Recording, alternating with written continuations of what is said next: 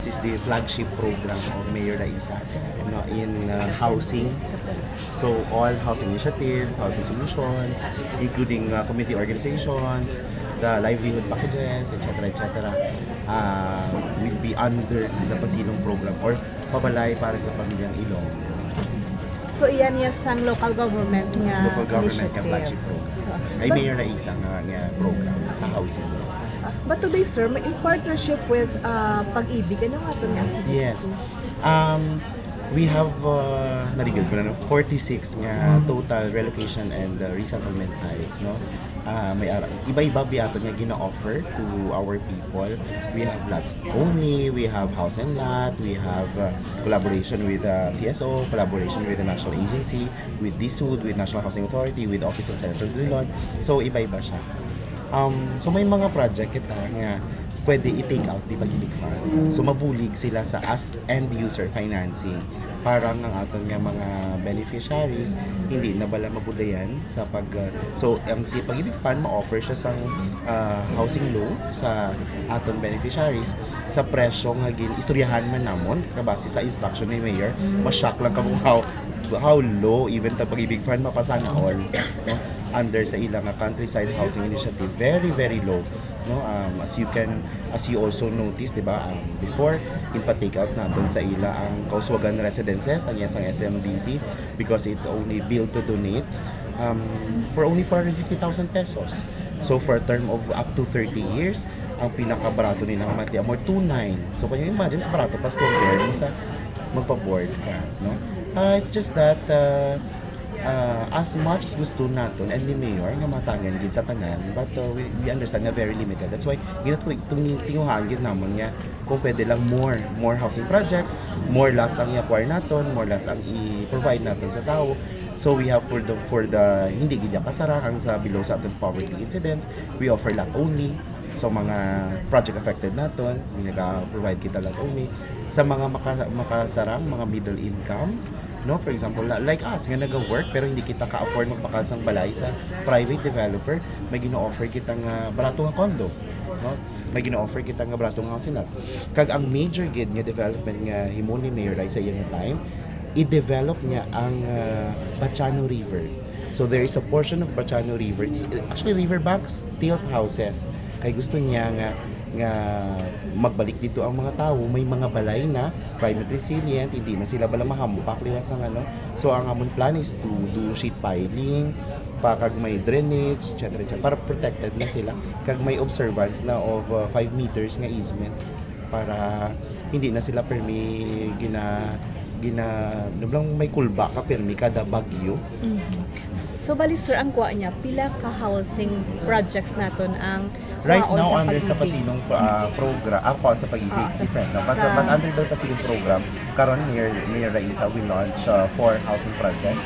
No? May mga naupisahan na sang una nga ipag-implement na lang. May na-conceptualize na, ang mga legwork, legal papers, etc. Tapos na. So, ready na gid nga umpisa ang ato nga iyon, ang Uswag Residential, ang condominium complex.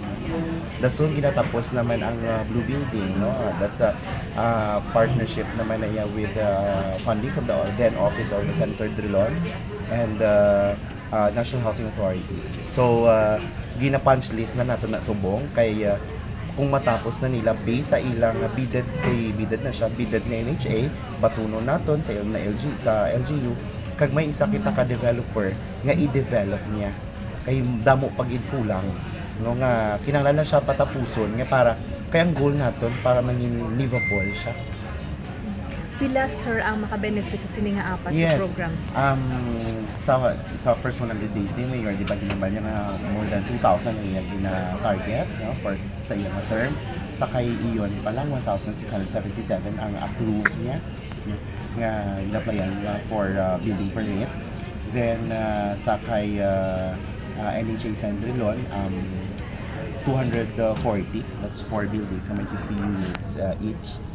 Then may isa kay Taka Housing Project karon nga posibleng maka-generate 173. Kag may isa kita with a partner developer maka-develop siguro more or less 90 kay gina-finalize pa yan because ang gusto ni Mayor ay nag-stop siya nga why not mo na lang walk up daw 2-story para ma-maximize ang lot. Kaya nga, we all know nga limited atong duta diri sa syudad. So ina nga duta iya gina ni developer. Siya man matukod sang balay, wala kita gastuson. Develop lang kita sang dalan. Kung nakita niyo sa likod sang Westwoods, may portion na nga dalan nga hindi pa semento. So, pabudgetan na ni Mayor Rai, ma-implement na by next year, maybe January, February, start na gid ma-develop na. Then, masulod na dayon si Henberg Realty, no, ang developer ni Westwoods.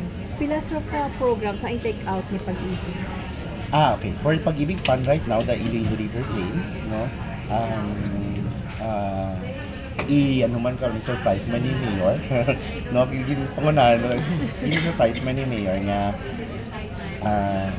ilibre mo niya sa River Plains ang balay di ba may housing lot na sa Radial so hindi na siya magpa-repay sa house pero lot lang iya kag land development so barato lang ito then after sila nga patigaw kita kay Pag-ibig Fund because kung tanong mo niyo bayaran sila ni Pag-ibig Fund mo ang proceeds maksulod kay city government.